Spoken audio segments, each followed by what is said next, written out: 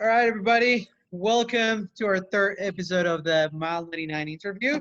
The Mile 99 interview series is basically a series of interviews where we talk to local runners in Auburn and we learned a little bit more about them and we learned what makes them tick. And today, and we are broadcasting from Auburn. I am at the 8th station running a store here in the heart of Auburn. We are about half a mile from the trailhead and half a mile from the Western States finish line. And I'm here with my co-host Greg Larkin. Greg. Thank you, Paulo. Welcome, everybody. Welcome, people on the Zoom session. Welcome all our Facebook Live viewers. We really appreciate you all showing up for our third episode, as Paulo mentioned. And as he said, this is our weekly interview series where we're really just trying to get everybody in the community together while we've been under a little bit of lockdown. Things are starting to open up a little bit, so that's a good sign.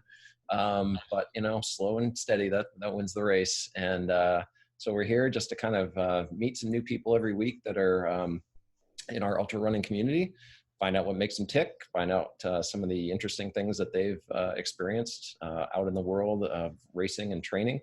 And today, we're very pleased to have our guest, Karen Bonnett-Natraj, and welcome. Thanks a lot for joining us. Oh my gosh, thank you guys for inviting me. Yeah, I think it's going to be great. Every week, I'm going to probably say this, I just can't stop writing questions. I've got so many questions that we can ask you. And I know it'll take, more than an hour. We'll try to keep it to around an hour. So anybody that's not familiar with the format so far, what we do is we spend a little time asking some questions that we've prepared based on some of the information that our guests give us every week. And then we spend maybe like 10 minutes or so at the end doing a live audience Q&A. So anybody on the Zoom session, please feel free to use the chat window. We've got Mike Turner, the inspiration for this series, by the way, back there monitoring the chat. And he's great at just kind of getting some questions that people have, and then he'll start calling on people on the Zoom session towards the end. Anybody on Facebook Live, obviously we can't see you, but feel free to post some questions on the Facebook Live post as well. And he'll be checking those, and you can also read those to us as we go towards the end. And I'm sure Karen would love to hear some of the interesting questions that you have for her. So let's dig in. Paulo, would you like to take it away? For sure. Karen, so part of us getting ready for the interview with you today, we tried to stalk you a little bit online, and we tried to learn a little bit about your background. And we learned that you grew up in Covina near the Angeles National Forest. And we learned that you were really near all the big hill and mountains over there. Did you get the urge to explore that when you were young? Did you get a chance to spend a lot of time in the wilderness? Well, I was fortunate to grow up in a house that had, our backyard was rolling hills, and there was a dam called Puddingstone Dam that was about 4 miles away. And there was horses and cows and shepherds that used to come out there. So I used to crawl over the fence and go hiking out there and exploring. And so that's what got me kind of into that, the outdoors, I should say. It was deep in my heart. But when I was young, we went up to Big Bear a lot and camped, family camping. But I never did, any other exploring the mountains as a youngster. And when I moved away from there, I was 13. So I was pretty young, and then moved up to the Bay Area. Nice. But you did, I guess it sounded like getting a little bit of trouble every now and then, exploring those hills back there. And sort of like, what was the thing that drew you out there initially? I mean, it sounds like you may have come from a somewhat active family or something like that. Or was it just something you just saw and just wondered what's out there? I think it was, I just remembered we were driving and being next to mountains. I'm always wondering what's on top. And I was curious what was over on the other side. And so I had that, at home, I had the opportunity to just take off. And then, I always came home and got grounded, but I still did it again. But yeah, I was always curious what was what was on top of those mountains? How do you get up there? You know, just as a little kid, I remember when we would go driving and just looking out the windows and just the curiosity of nature. Yeah. So Karen, so would you say that that curiosity of nature is what eventually drew you to get into running and outdoor sports? Absolutely. Absolutely. Yeah. Of course. And that sort of happened a little later, is that right? Like in your life? A lot later in my life. The running started a lot later in my life.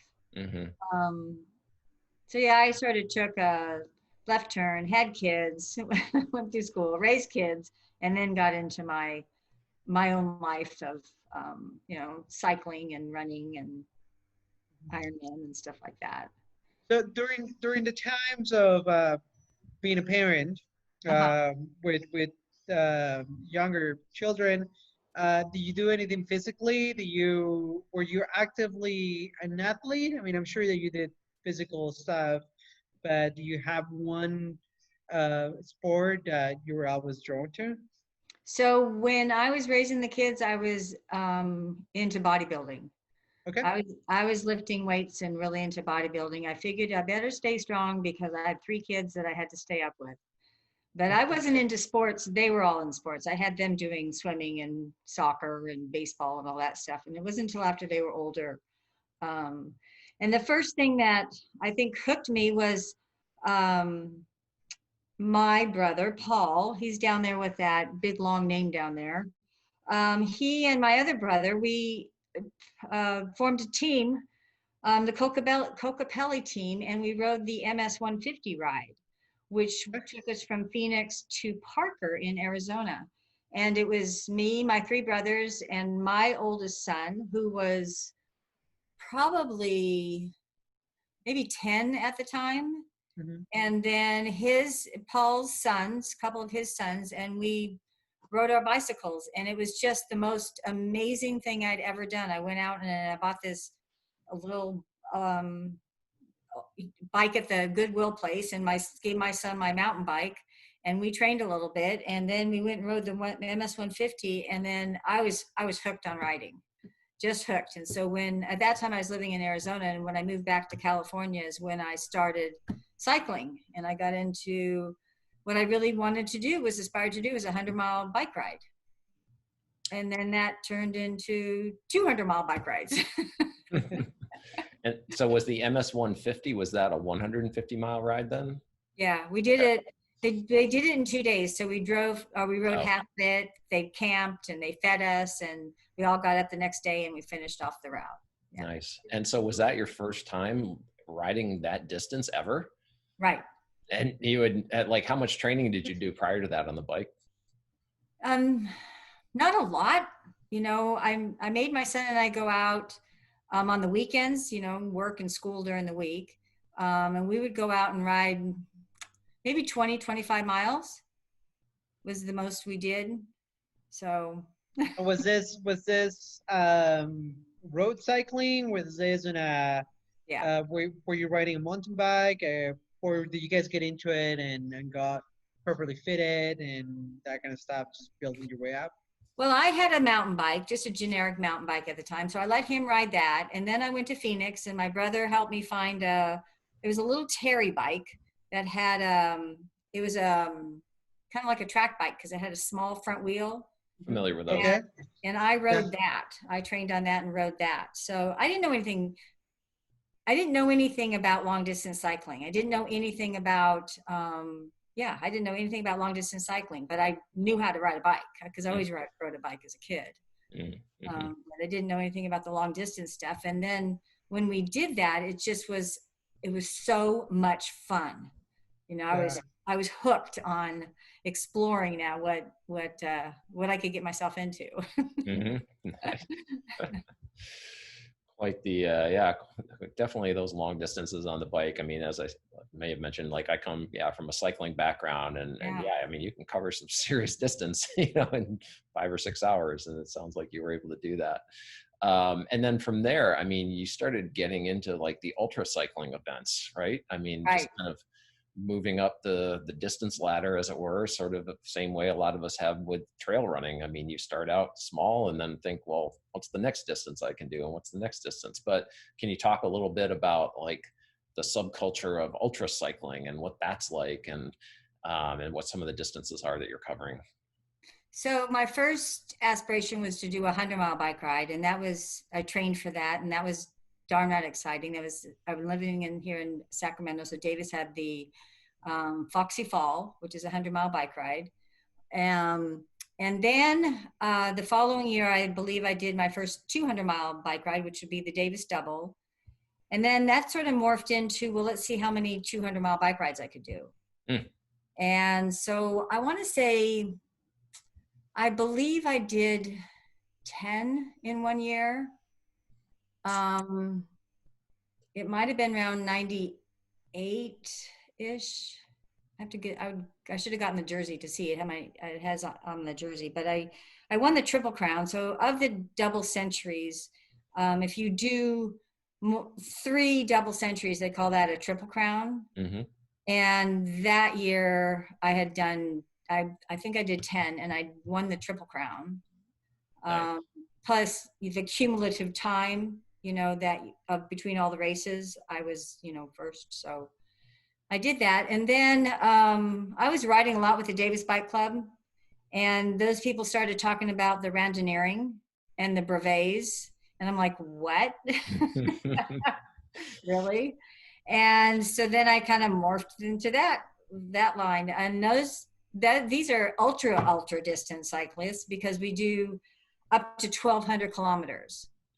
And the qualifying rides and the rides they do is a 200, 300, 400, and 600 kilometer rides. And I was doing that multiple years. Wow. And then they started talking about Paris-Brest Paris. So Paris-Brest Paris is a 1,200K in Paris, rides to Brest and back. And that's like the Boston Marathon to marathoners, and the Western States to 100-milers, and Paris-Brest Paris to the 1,200Ks. Mm-hmm. So I really wanted to do that, but I wasn't sure I could accomplish a 1,200K. So I rode my first one here in Davis, and we rode from Davis to the Davis Creek, which is about the Oregon border, and back. Wow. 74 hours, and you have a 90-hour limit. Oh, I was going to ask you about if they had cutoffs, sort of the same way that ultra running events do. Right, and so they had at every particular kilometer, maybe a 200K, they would have a checkpoint, and you have a card, and you have to have it signed, and you initial the time you were there and all. So there's all these checkpoints all along the ways. Right. And so all their events, I've got a question. So I imagine I always get this question as a runner, and I always, in my mind, I think, what are you thinking? But I'm going to ask it. And this is 1,200 kilometers without sleeping, right? So you have up to 90 hours, and you take your time as you wish. So you manage your time the same way that perhaps a 200-mile run would, right? You can do it. You can sleep as much or as little as you need. Right. Because it's all cumulative. So yeah. When we did it, we rode, let's see, I'll talk about Paris-Brest Paris. There's 3-hour times that you could start: an 80-hour group, an 84-hour group, and a 90-hour group. And so I started in the 84-hour group. So I chose to basically say, I'm going to finish 1,200K within the 84 hours.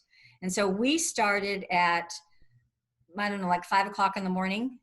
And so we rode through the first night into probably the mid-morning of the next day, and slept. And we slept 2 hours. And then we got up and did it again.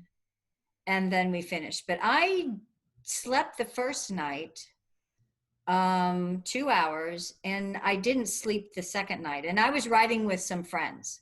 You know, we had kind of a group of people that we were riding with.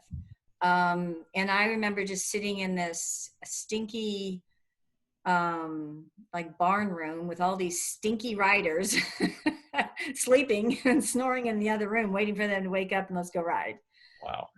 But it's yeah, just like in 100, do I'm going to stop and sleep? No, I still had, you know, I don't do that. I got so used to being up and my energy is pretty high that I didn't require all that sleeping. So it really sounds like this might have a pretty direct transference to like something like the Tahoe 200, where it's long enough where you probably have to sleep, but you have to make those decisions about when and how much and all those things. And it sounds like the duration is similar. So, and I have some questions about the Tahoe 200, but maybe we'll just dive right in now since we're sort of talking about a somewhat equivalent thing in the cycling world. Like, do you see a lot of comparison between like the 1,200 kilometer ultra cycling and something like Tahoe 200? Has that like entered your mind at all? Or, you know, and it sounds like, I think reading online, it sounds like you might have Tahoe 200 in your sights at some point in the future. Yeah, I have, my husband and I have talked about that. We want to do that. It's just when, you know, right now it's like, I'm not sure when, but yeah, you know, I know that training my body through these 600 Ks, I didn't sleep. 1,200 Ks, I slept a little bit. It taught me how to go through the night. And you can, because I remember the first time, the first 1,200 K I did, I was hallucinating. And that was pretty trippy. But after that first time and you learn how to go through it, I think it helped a lot running the 100 milers. And I don't sleep on 100 milers. Some people do. Some people have to stop at 1 o'clock, 2 o'clock in the morning. And I know somebody very special in my heart that does that every time. You might be on the call, perhaps. I think he's on the call. Nice. Well, that, yeah, it definitely sounds like it'll be preparing you for the Tahoe 200 when that comes to pass. Sorry, Paula, exactly. I think I cut you off there. So will you say that, for example, I'm going to use Western States because it's a race that we're all very familiar with the 30-hour cutoff time. Is riding a bike for 30 hours comparable to running for 30 hours? No, 30 hours. 30 hours would be 600 K or more, actually. Yeah. No. No, running is a different animal in itself. Because you're pounding your body more. It takes a lot more out of your body. And the bike, you have the bike handling skills and you're sitting on the seat and you can coast and you can get off the bike and do different positions. So it's a little bit different. Maybe for I guess exhausting yourself out, maybe a 100-mile run could be compared to a 600 K bike ride. Okay. Good. Apples to apples. Yeah, I kind of always liked that idea back when I was a bike racer, that you could even race like multiple days in a row and sort of recover. Of course, I was 30 years younger at the time, but you could sort of recover. Like you couldn't do that with well, some people shouldn't say that. Some people do ultras back to back, but yeah, it's a different animal, I guess. Yeah. Very nice. So I guess, obviously one of the things that, and switching gears here a little bit, one of the things that I think you're pretty well known for in the last few years is your finish at the 2017 Western States. And for anybody that doesn't know, Karen finished with 9 seconds to spare before the 30-hour cutoff. And there's some really dramatic videos of that online. And I'm just gonna share one of those really quickly, just to sort of set the tone for the next little segment here. If you can get me set up here. Hold on one moment. Let's see. Just gotta share my screen.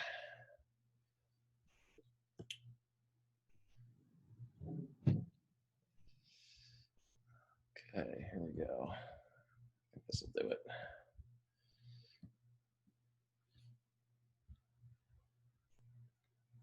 Okay, hopefully you can see my YouTube window here.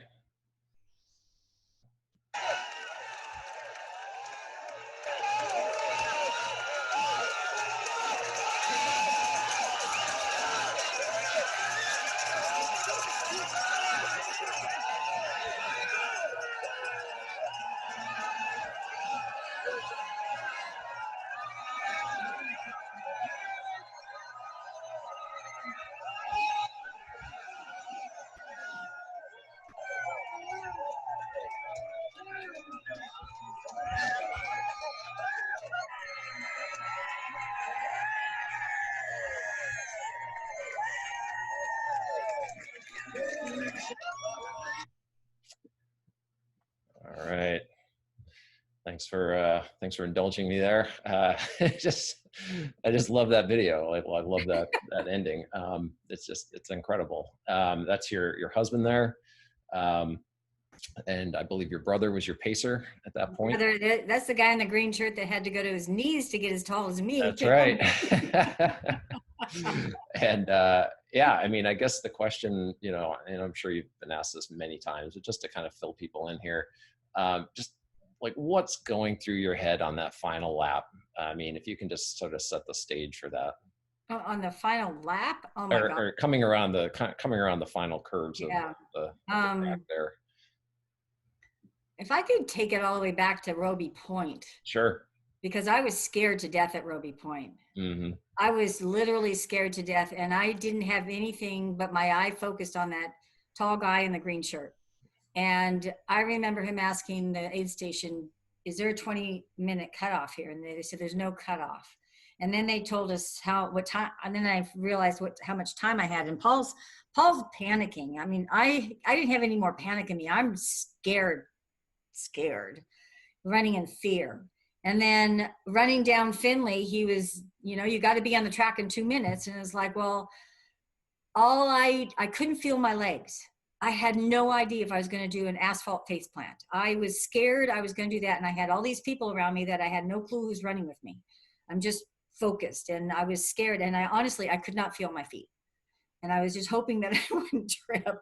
And then on the track, you know, I just get on the track. They told me to get on the track. And then now he's yelling at me to get in that first lane. I'm like, okay. And in my mind, I'm thinking, that boy can run a 7-minute mile. How can I stay with him? He's got these long legs. And I don't know what time it is. And the whole place is just vibrating with everybody screaming. And just coming around the track, I'm like, I had no clue what time it was. I didn't know what was going on, but I was just just watching his footsteps. And then when I came far around to the far side, I could see that it said 29:59:34. And then that first thought was, thank God it's not any further. I think I can make it. And he sure did. Down. Yeah. And now, did you have a target time for that race in mind for that day? Like, had you set anything goals for yourself? I thought, I could do this in 27 hours. Mm-hmm. But that was a tough year in the beginning miles. I mean, yeah, it was just very, very slow going, right? It was. It really was. I never had the fear up in the high country. I had the determination of plowing through that mud. That mud went up almost up to my hips, you know, just sinking in it. And then the rivers underneath the snow was just, oh my gosh, it was so unbelievable. And I thought I was moving well. I was moving forward, but obviously not that fast. Because Nattu planted in my head to beat a Red Star before 5 hours, and I got there in 4:40. Oh. Nice. And Apollo, you ran that year, right? Yeah, I was actually, it's reminiscing of those first 30 miles. Because I know, you know, we spoke to Kelly Barber last week, and Kelly also ran that year. Right. And I remember that year, like, you know, there's a lot of things that I've worked really hard to forget about that day. It's but there's a few things that I still remember. And I remember being in the high country, and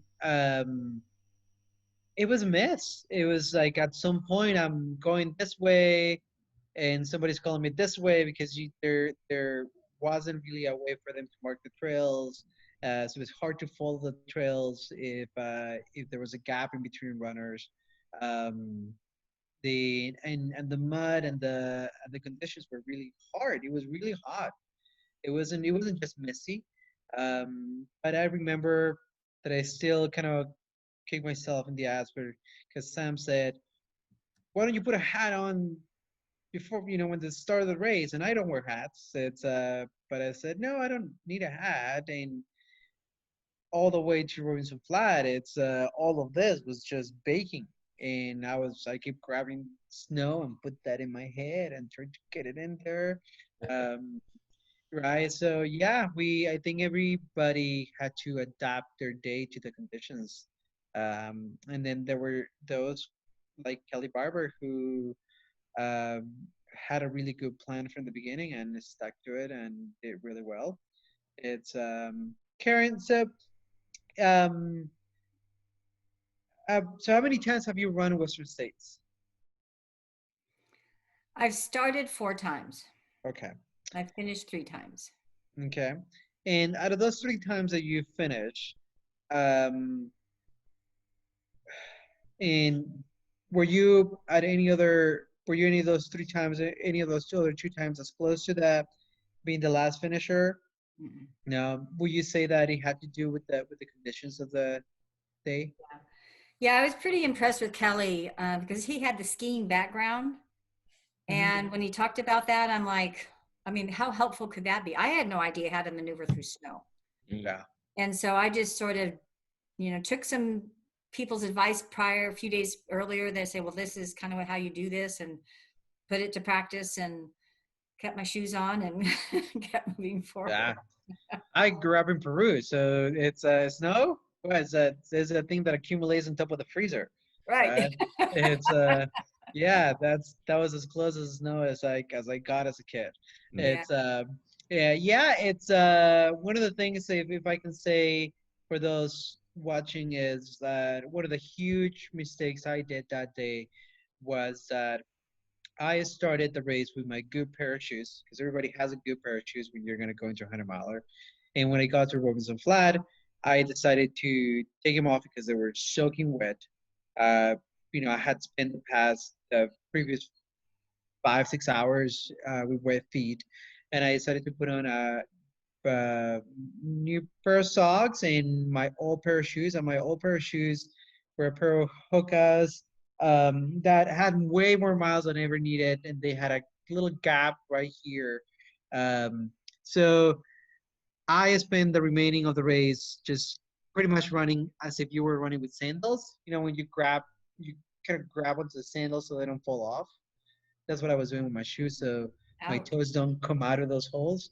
And yeah, so take care of your feet, have a good plane, and don't think that you're gonna run 30 miles in the snow and not get wet. Right. Uh, yes, it's yeah, don't look for reasons. Try to. This is one of those times where it's okay to fix something that is not broken yet. Mm. Don't wait for something to break to fix it. Get on Right? things quickly, yeah. Yeah. Well, and it's sort of going in that direction, sort of more on the mental aspect, though, Karen. Like, and this is more of a general question that you could address with any race, I suppose, but maybe interesting for this one is, when you run into these situations, and you said you're running scared. I mean, you're fearful. Like you've dedicated months and months of training and years of training really to get to this point. Things have been going sideways right from the get-go, it sounds like, or pretty early in the race. Slow times, slow conditions. Like what kinds of you know internal self-talk and other kinds of attitude adjustments did you have to make mentally to kind of just keep yourself moving forward no matter what that cutoff clock was saying at the various aid stations or wherever you were?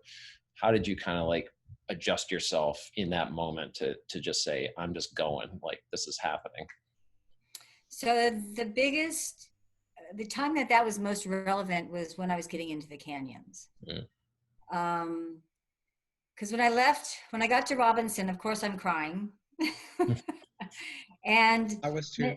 Nattu and Paul are like, "You're doing great, just keep moving forward." And I get to what's the one after Robinson?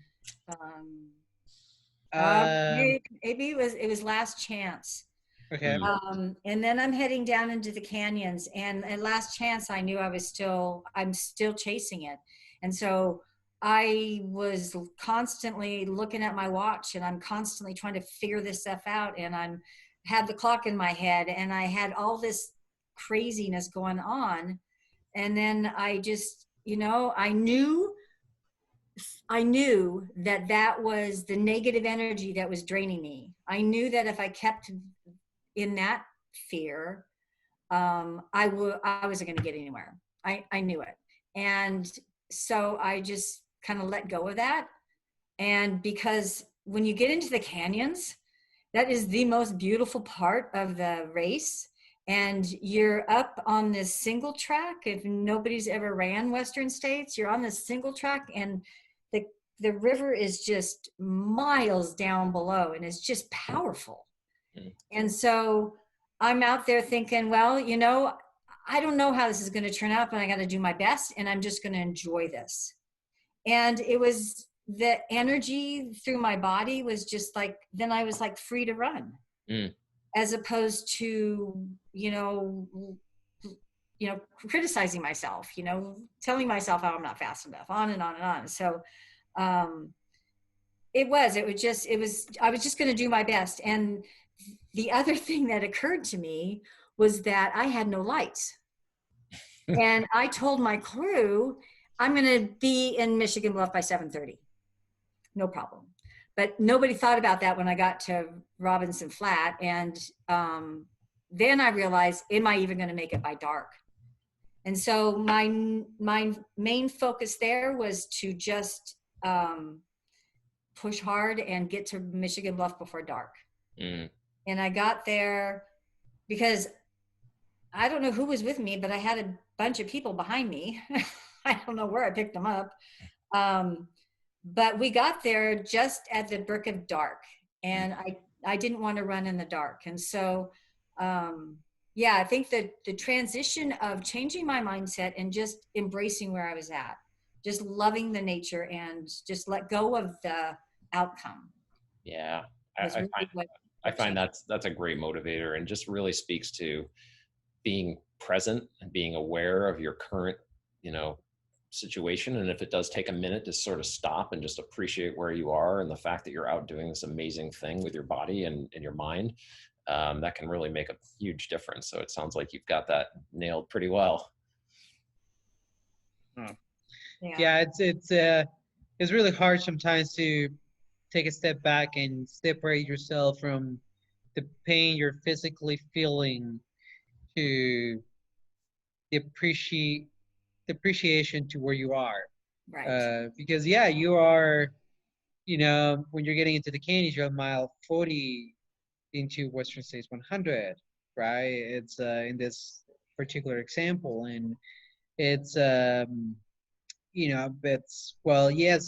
takes a lot of work to get into the race, whether it's through the lottery, all the training that goes into it. So we all need to take a minute and just separate ourselves. And it's like, okay, I heard, but I still get to be here. I get the opportunity to climb up Devil's Thumb and, go down the Dorado Creek and climb up to Michigan Bluff and go down to Volcano Canyon, climb up to Forest Hill. So yes, next time that any of you guys are there, I appreciate it. Okay, it's because it might take another 15 years for you to get back in. For sure.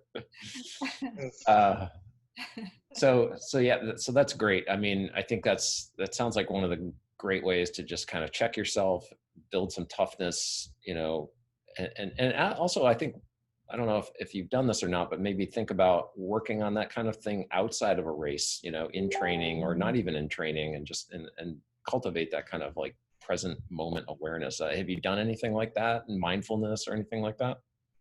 Well, that's a great question, because that's what I coach about. That's Okay. what my life coaching is about. And Perfect segue. Let me share the screen again while you keep talking. Because it's about our internal energy. And yeah, that's my website. There we go. Thank you. Wanted to put that up for people. And I have to say, because that year, I had just been certified as a life coach. And so that I had already gone through a huge transition in myself, and I knew what the energy inside me was going to do to me. And that's what I do with my clients too, is work with their internal energy. And, you know, I have this amazing assessment that I give my clients. But it's powerful because we don't know that. We don't pay attention to ourselves and our internal energy and how it shows up in our daily lives, right? And what shows up in our daily lives is going to show up in our runs and in our events or bike races or whatever. And it's that internal chatter that we do when we get ourselves stuck into those moments. And so it's knowing that we have a choice, and let's just change that. And if we take a moment and try to just be in that present moment, it's amazing what your mind opens up to. You know, what's sitting right here in front of you. So yeah. That's great. Yeah, I think a lot of us can use that, especially when we're in those tough situations, whether it's life or a race or something that's just challenging us. So that's great. So I'd encourage people to go check out Karen's coaching site. It was KarenBonnett-Coaching.com. So feel free to check that out and learn some more. Yeah. I know Paulo's itching to ask you some questions about the Grand Slams. So take it away. Okay.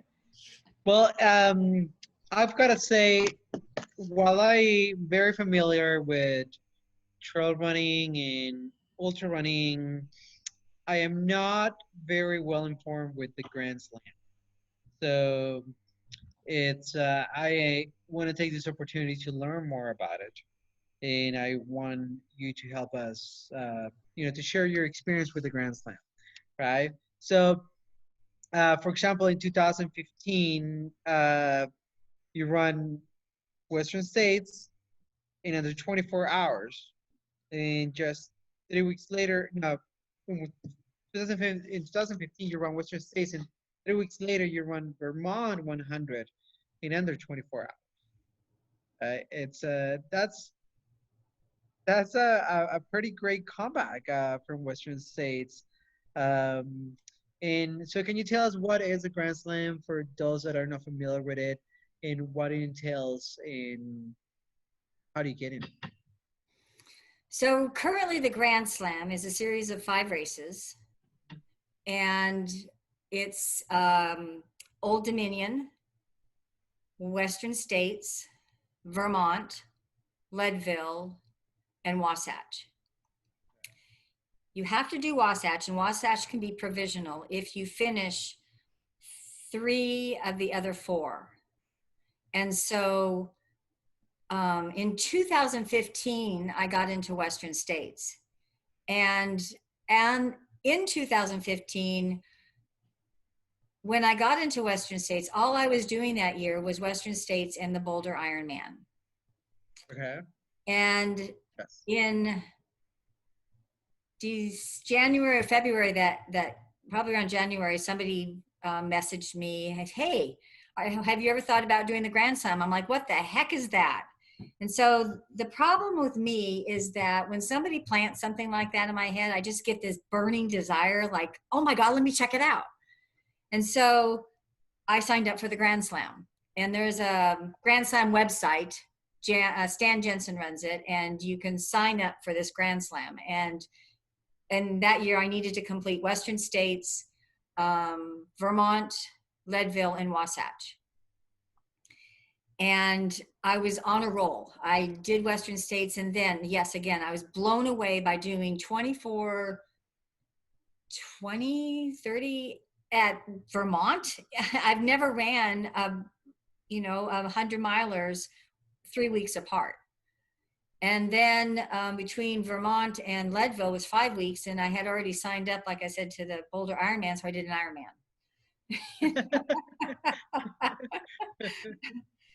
And the best part of that Ironman was I got a slot to Kona.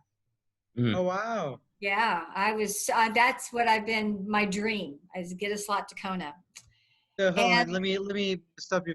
So at that point, after the Ironman, then you knew that you would be doing Kona at the same year. Okay, just trying to put myself in that. Oh yeah, when you do an Ironman and you qualify for Kona, you sign up right then and there, and you pay for it and everything. Yeah, so I was signed up. But it happens the same year. It happens the same year. Yeah. So it was going to be that October, I think it was Kona.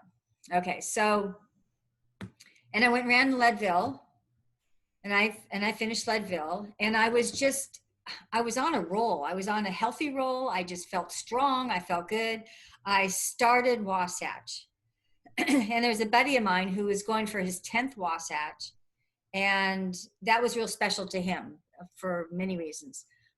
Family and his dad and all. And so he was going to run with me and make sure I got my Grand Slam. And so we were running together.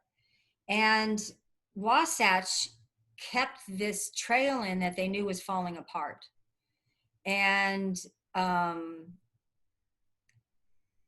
I was running right along this single track, and it was overgrown and the trail was falling apart. I stepped in a hole 10 miles into the race and broke my ankle. I twisted and had a high ankle sprain all up my leg, but I didn't know I broke it. It hurt really bad, but I didn't believe I broke it because I still had Kona and I can recover from this. So now I'm the last runner with Ernie helping me, and we had to get to climb up out of that over boulders and rocks and whatnot. And then it was a good 5 miles down to the aid station. And it was all I could do to create this wobble. And then a gentleman on his ATV had come up. He was there, him and his girls were out there doing a fun ride and picked me up. Took me to the aid station, flew home, and I had a broken ankle. I fractured the little bone on the outside of your ankle, and then I had a high ankle sprain. And now you were able to recover from that, though, by the end of the year, if I'm not mistaken. Is that right? Next year. Next year. Okay. It took me a year to recover from that. Yeah. I think I was looking at the wrong thing. I was looking at some other result. Then I was thinking you somehow did the across the years race, but that must have been the following year you eventually did that. No, I did do across the years that year. Okay. Come to think of it, I walked it. I think you did? Yeah, I walked it. And so it was rehab. Yeah. But then it still hurt. It wasn't until March that I think the bone was actually healed. I don't think the bone was really healed then. Wow. Okay, that's pretty amazing. I did was if my ankle swelled up, I went and laid in the tent, put my leg up, and if I could walk the next day, I did it. I think I did 100 miles. Yeah, I think that's what I saw on Ultra Sign Up was you did a little over 100 miles in 48 hours, if I'm not mistaken. So, that's my slowest. Okay. We're not gonna say I forgot about that one. That's pretty incredible right there. So now you've got plans to go back to attempt the Grand Slam again, from what we understand. Yeah, I'll finish it. I will finish it. Yeah. Yeah. So I'm guessing you didn't get to go to Kona that year. No. Yeah. So it's triathlon is still a great part of your life and your training. I know that you were, when we spoke earlier this year, before we all had to hunker down and shelter in place, we spoke about Ultraman, right? Which I believe is 2 times the Ironman, but on separate days. Is that correct? It's kind of convoluted. It's the Ironman's swim is a 2.4. The Ultraman is 6.2. The 10K swimming. Yeah. In open water. Swim. So it's a 3-day event. It's a 10K swim, with a 90-mile bike ride on the first day. And every day is capped for 12 hours. The second day is 171 miles on the bike. And the third day is a 52.4-mile run. Okay. All right. That falls right into the category of, oh, well, sounds exciting. Let's try it. So are you currently still training for that? It's what is the word on the Ultraman? Supposedly, well, yeah, obviously, they shut it down. So supposedly it's rescheduled for November 13th, but who knows? And yes, I'm training. I'm maintaining, because as long as I don't hear anything otherwise, my serious training will start back up in July. Mm.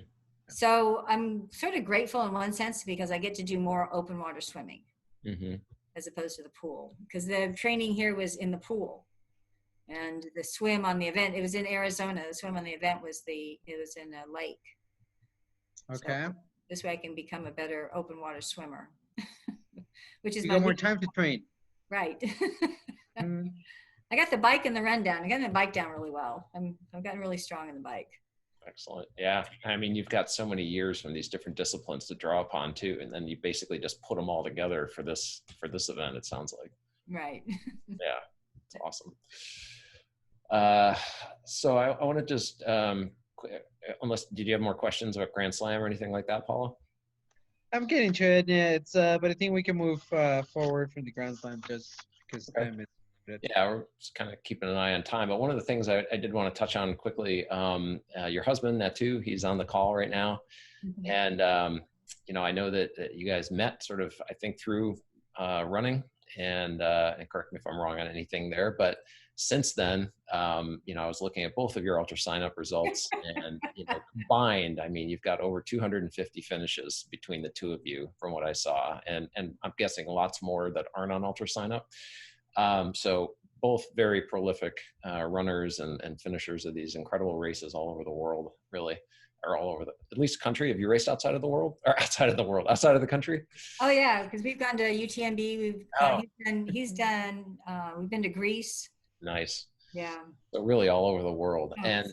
And so one of the things I'm just interested in, just in terms of like partnership and kind of like the dynamics of the fact that you're both in this really intense sport.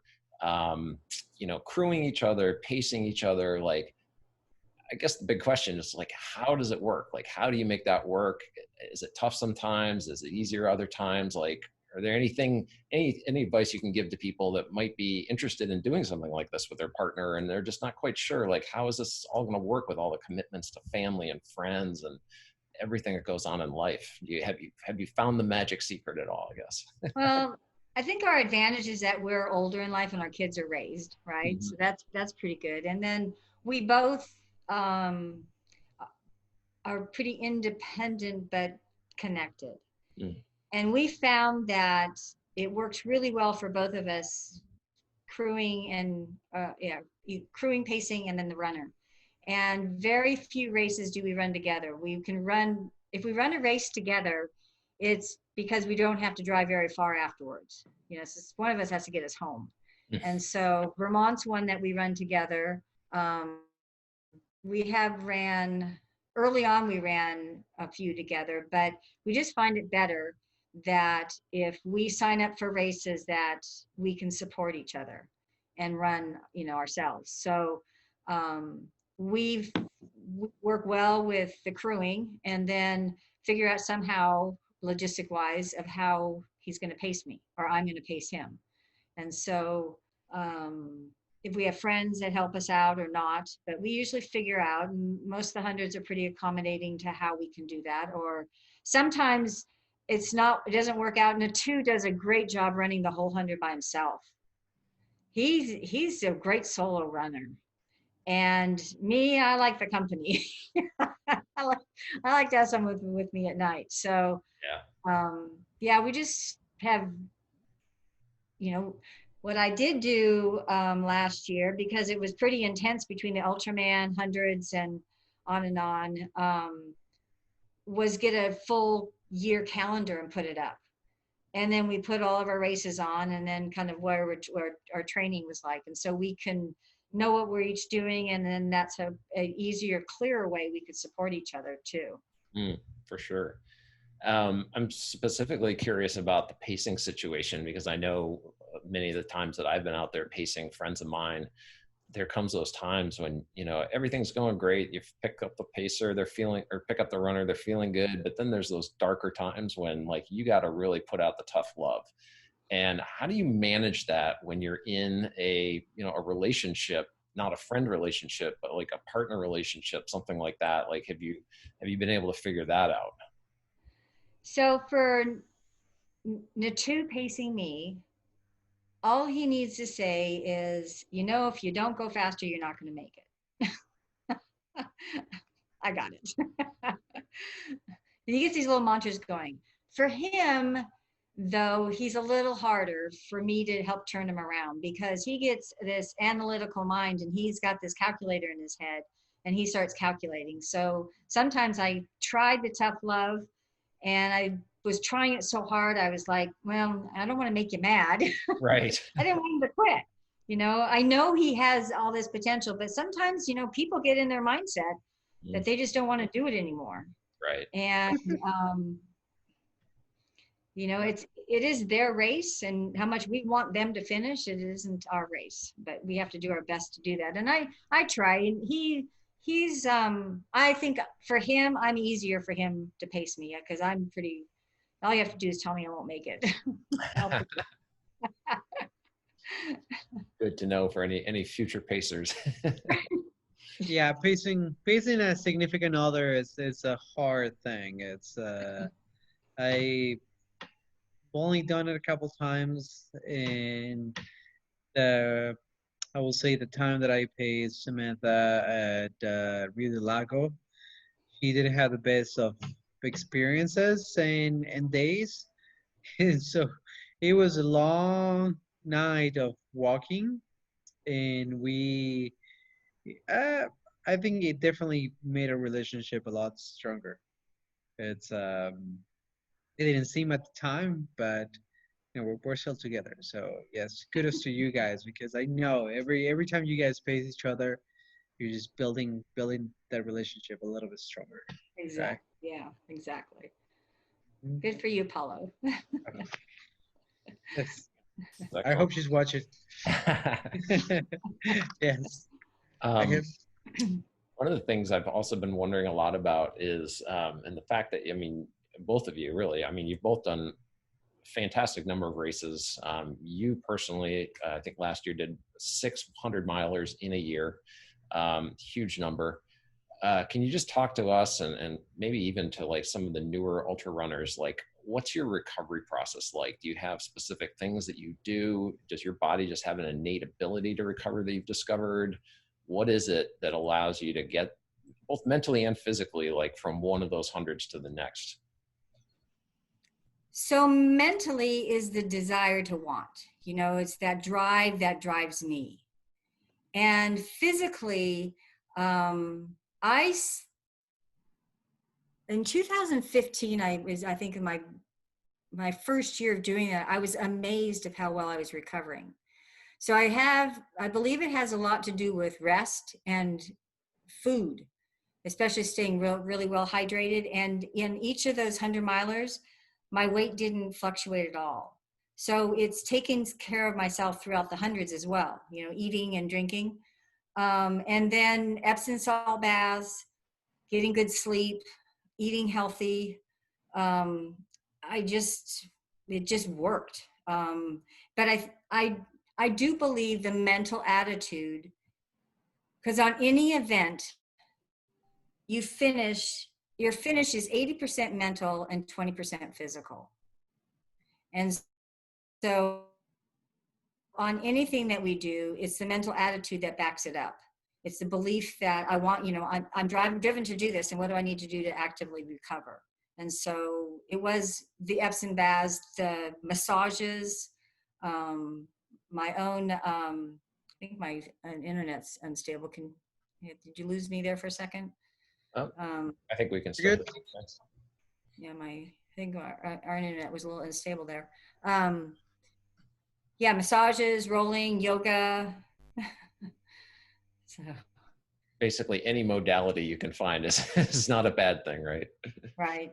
Yeah, but the short time between some of these hundreds, 3 weeks, 4 weeks, 5 weeks. I mean, to me, like I'm only done 100 so far, and I mean, and hopefully it'll get better over time. But I mean, it legitimately took me 8 weeks before mentally, like physically, I might have been there a little sooner, but mentally, just the will to go out and run even hard was not there for almost 2 months, I'd say. So it's a testament to your desire, I guess, to go to that next one, to be able to find that strength. So I think that the biggest thing I challenged myself with was 2 years ago, I was really curious if I could do back-to-back hundreds. And I had ran Javelina, and the weekend after that was Rio del Lago. And so my plan for Javelina was to do it real comfortably. I knew it was my 9th Javelina, so I knew how to run it. I knew what it was about, and I knew what I needed to, I knew how I wanted to feel when I finished. So I knew I didn't want to go out and do a 24-hour Javelina. I wanted to do a 27-hour Javelina. And then we flew home the next day, I believe. And I did Epsom salt baths 3 days in a row. I rolled, I did yoga here, and that, your little yoga thing on the TV. I did yoga here. I didn't do massages because it was a short period, and I didn't know what it would be like to toe the line at Rio del Lago. No running, no biking, no swimming, nothing. It was just all rest and recovery. And then when I towed the line for Rio, and I started running, I felt awesome. I was blown away how good I felt. And I was just stoked. And so then I finished both of them. And then last year I did it again, and I did each of them an hour faster than I did the prior year. So I was pretty stoked with that. That's amazing. Yeah. Yeah, it's all about recovery, I guess, when you get into something like that. And yeah, I mean, and it sounds like you've found kind of what works for you, and then hopefully, anyone else that's interested in pushing their limits like that can somehow hone in on the thing that works for them as well. Right. But I think the things that you're doing, like, I think a lot of those can apply to any of us, which is great. Right. Excellent. So I think we've well, already it's an hour, and so we've got so much more, but I know we have some audience questions, so I'd like to loop them in here. Is that good for you, Paulo? Do you have any other? Yep. No. Let's, I think we're going to have to bring Karen back at another time to continue on, because there's so many questions to fill in. It's with over 250 races and ultra sign up alone, how can you fit that in an hour? It's right. And yeah, so let's go ahead and move forward to the questions from the audience. So Mike, if you can please go ahead and fill it in. Yep. So I have a number of questions on Facebook. As you know, we're streaming live here. So Jesse Ellis is a longtime Auburn person. He's now in Arizona. He has a couple questions. One, he wants to know, do you have a favorite book or community leader that has inspired you?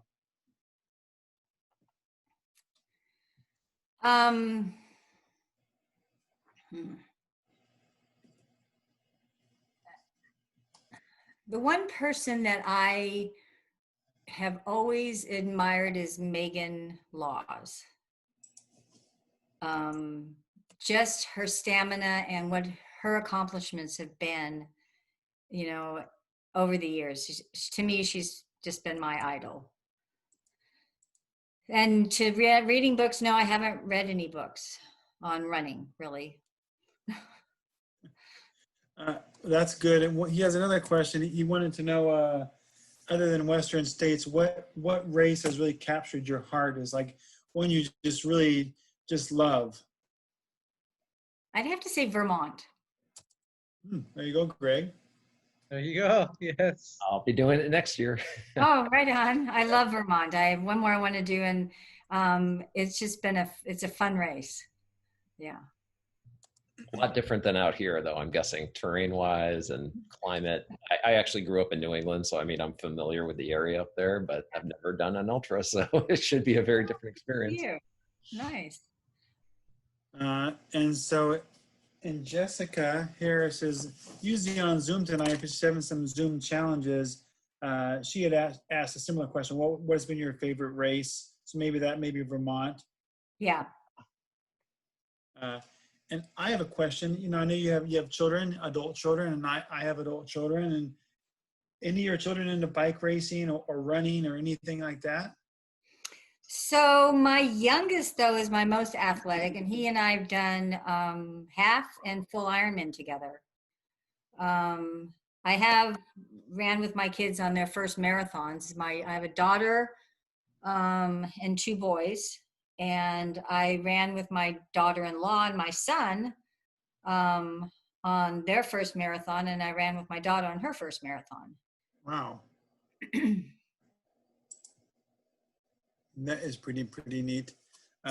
So yeah, that's all I think Kelly Barber, do you get to run with any horses? I think Kelly has asked. Yeah, we at Vermont, when the very first year I did it, Nattu and I were doing it together. I didn't know anything about it. He started at 4 o'clock in the morning. So so we're running along, and we're an hour into the race, hour plus, and all of a sudden we hear this noise. I'm like, what the heck is that noise? He goes, well, turn around and look. You got the horses chasing you. So it's a horse race as well, which makes it even more fun. And you're on the same course at the same time as this is all happening. Yeah. One lady I saw, she had pulled her horse aside. I'm like, is the horse okay? And she's like, well, he's misbehaving and he's getting scolded right now. I'm like, okay. That could happen with a typical runner pacer interaction as well, I'm sure, right? Or crew member. Or crew member. Most of the time. Right. That's all we have for now. Yeah. Well, thanks very much, Mike, for fielding all those. Yeah.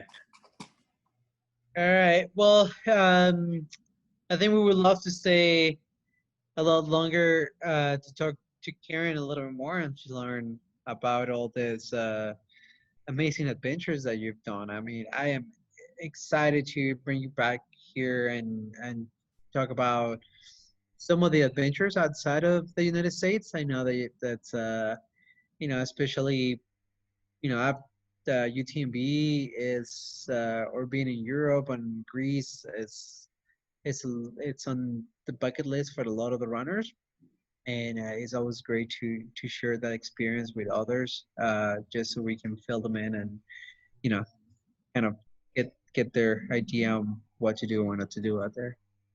Well, Nattu's done, because he's the one that did Spartathlon, and he's done Badwater, and he's done the Sahara Desert and Marathon des Sables and that kind of stuff. So So what you're saying is he's an excellent guest in the coming weeks.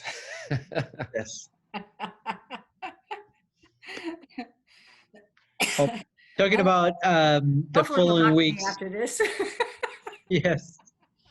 Talking about the following week, we are excited to announce that next week we'll have Cooney joining us. Oh, yay. On Zoom. We are excited to learn about Cooney. Cooney is a local runner in the Sacramento area, and Cooney has done amazing stuff. He's done Hard Rock a bunch of times. He's done Hurt 100 in Hawaii. He's on Western States. He is just a machine. So we're looking forward to talking to Cooney and to learn more about him too.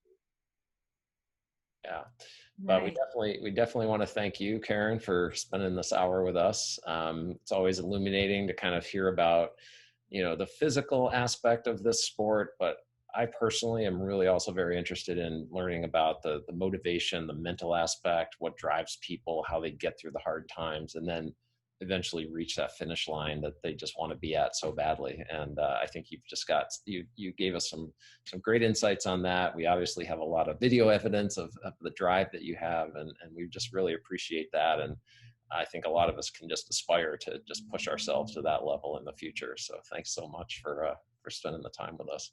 No, thanks for inviting me, and thanks for what you guys are doing too. Appreciate it. Yeah, we're enjoying it. It's been a lot of fun, and yeah, we'll just keep on going with it as long as we can. Right. And for everybody out there watching us, please be safe. We're excited that the state of California is starting to open up, and we're able to see our friends more in a non-virtual way, hopefully. So our store is open 4 days a week. We're open Tuesday, Wednesday, Thursdays.